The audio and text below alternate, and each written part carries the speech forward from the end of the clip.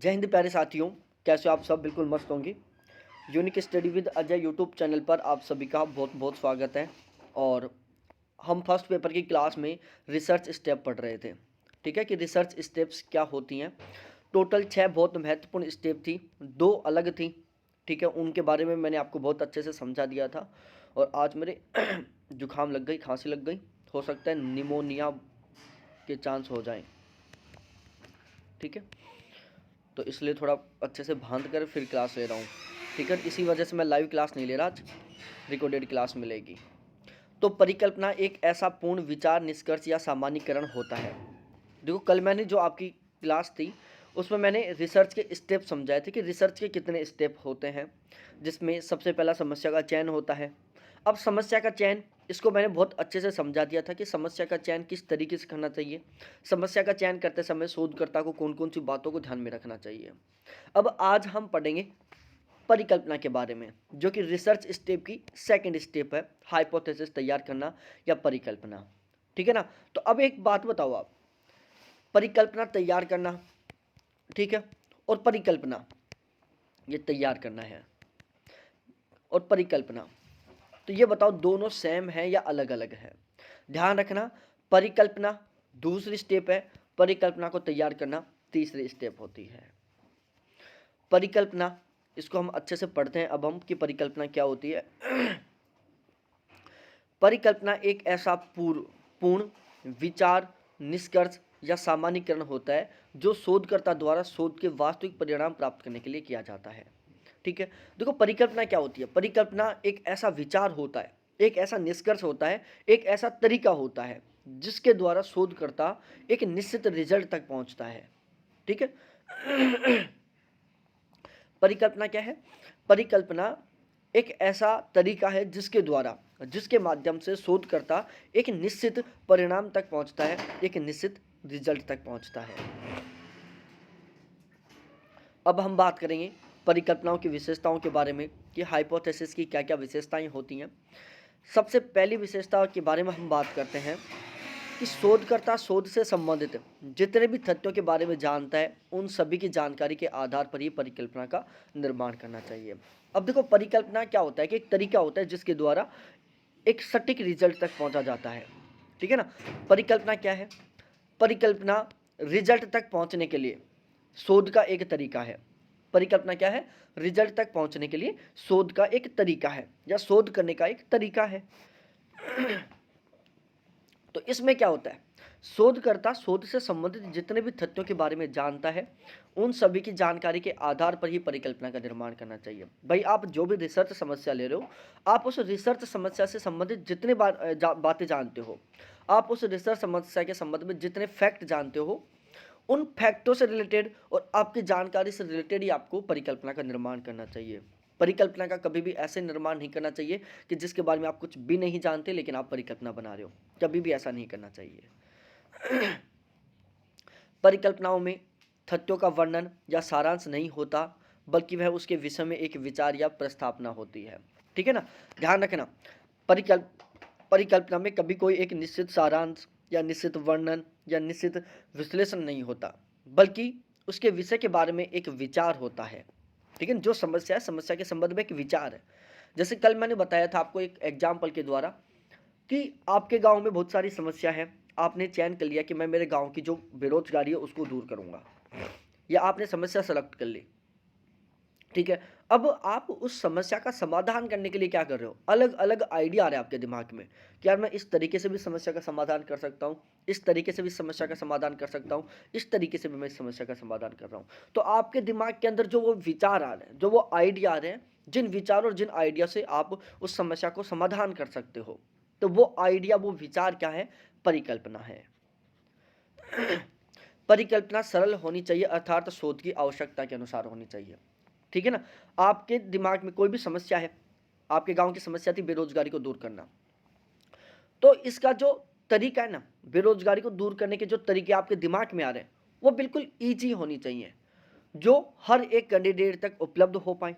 ठीक है। दूसरी, जहां पर किसी कैंडिडेट को दिक्कत नहीं आए। और तीसरा, सबसे मेन, जहां पर आपको भी किसी तरीके की दिक्कत नहीं आए। अब मैं आज बोल दूं कि भाई मेरी आज से बाद आप यदि क्लास देखोगे ना, तो मोबाइल फ़ोन में नहीं देख पाओगे, केवल आप लैपटॉप में देख पाओगे, वो भी एप्पल के लैपटॉप में देख पाओगे। तो ये मैंने जो विचार बनाया, ये मैंने जो परिकल्पना बनाई, ये बिल्कुल गलत है। क्यों है गलत? पहली बात तो मेरे पास खुद के पास नहीं है, चलो मैंने कहीं से अरेंज कर लिया, तो हर एक कैंडिडेट उसके एलिजिबल नहीं है कि वो आईफोन का लैपटॉप खरीद सके। तो परिकल्पना बिल्कुल ईजी होनी चाहिए, सबके सूटेबल होनी चाहिए और शोध की आवश्यकता के अनुसार होनी चाहिए। शोध में प्रयोग सिद्धता का गुण होना चाहिए। शोध में प्रयोग सिद्धता का गुण का मतलब है कि आपका जो रिसर्च है ना, वो एक्सपेरिमेंट बेस पर होना चाहिए। ठीक है, आप जो भी तरीके बना रहे हो समस्या का समाधान करने के लिए, उसमें एक्सपेरिमेंट होना चाहिए, उसमें प्रैक्टिकली काम होना चाहिए।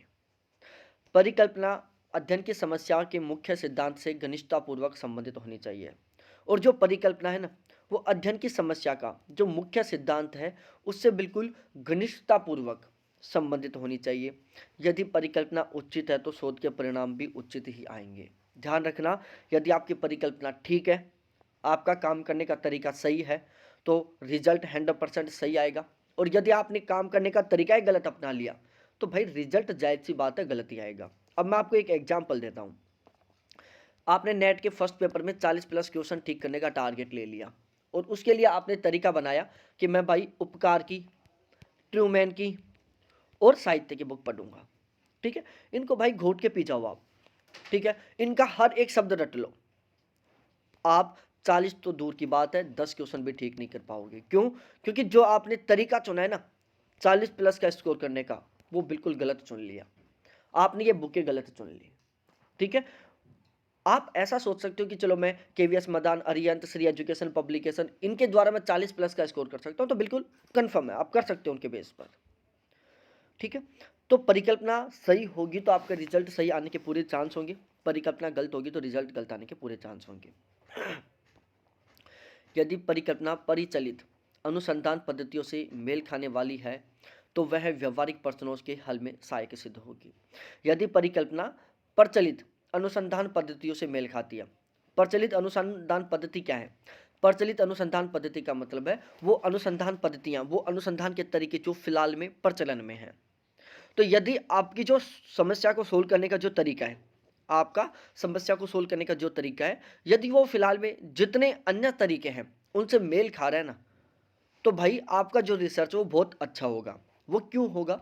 सपोज डैट आप किसी एक तरीके से समस्या का समाधान कर रहे हो और उसी तरीके से या उससे मिलते जुलते बहुत सारे तरीकों का बहुत सारे लोगों ने अलग अलग जगह पर उपयोग किया था, तो लोग आपका क्या करेंगे, किसी ना किसी तरीके से जो भी मिलेगा आपकी हेल्प करेगा, क्योंकि जो आपका तरीका है ना वो दूसरों के तरीकों से मेल खा रहे हैं।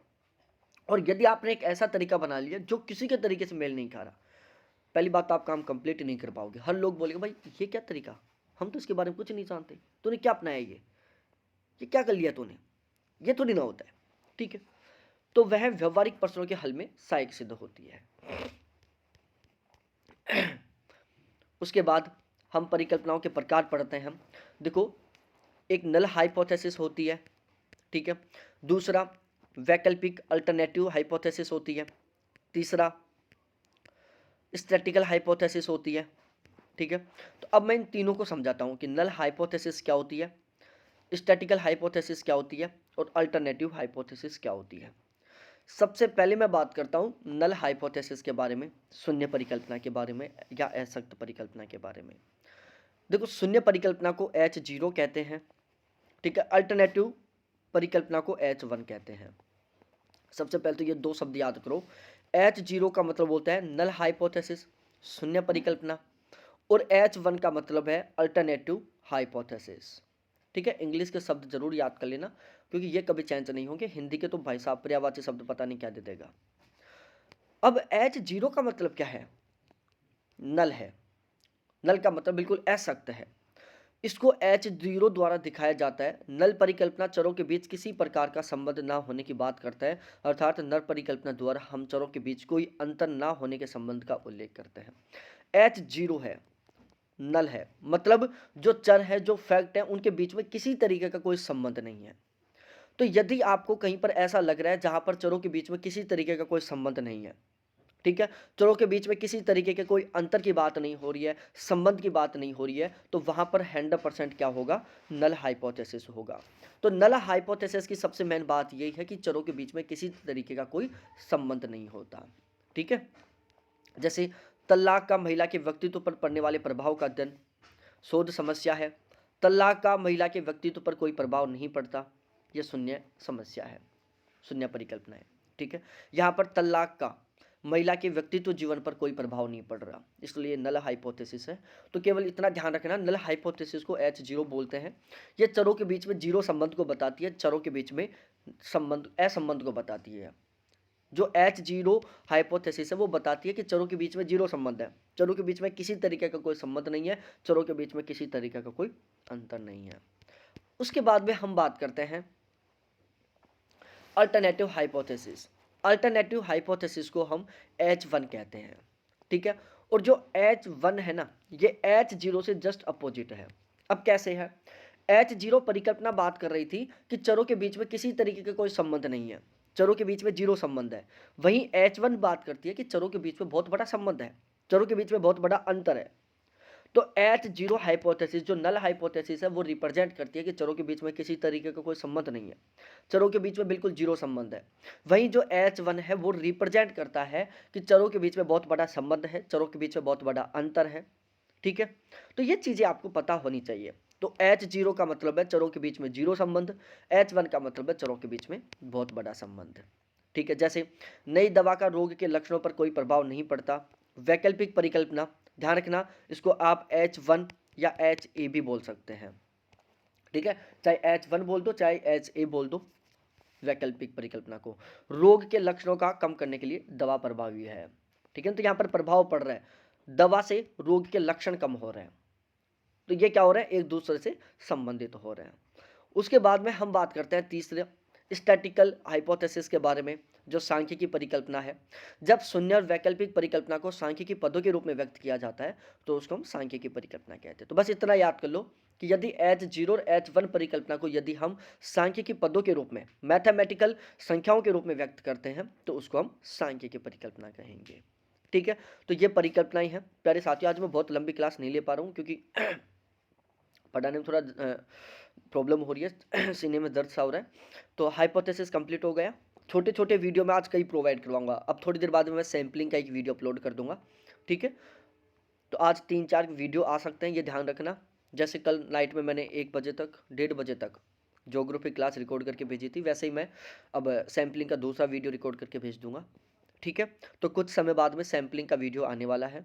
और अच्छे से पढ़ो, ज़बरदस्त तरीके से पढ़ो, दमदार तरीके से पढ़ो। और ध्यान रखना, अगले संडे को EVS का टेस्ट होगा। ठीक है, और ज्योग्राफी वाले कैंडिडेट ध्यान रखो कि अगले संडे को ज्योग्राफी में किसका टेस्ट ले रहा था, पॉलिटिकल ज्योग्राफी का टेस्ट होगा। ठीक है, तो नेक्स्ट संडे को ज्योग्राफी में पॉलिटिकल ज्योग्राफी और फर्स्ट पेपर में इन्वायरमेंट का टेस्ट होगा। ठीक है, तो बहुत बहुत धन्यवाद आपको देखने के लिए। Thanks, bye.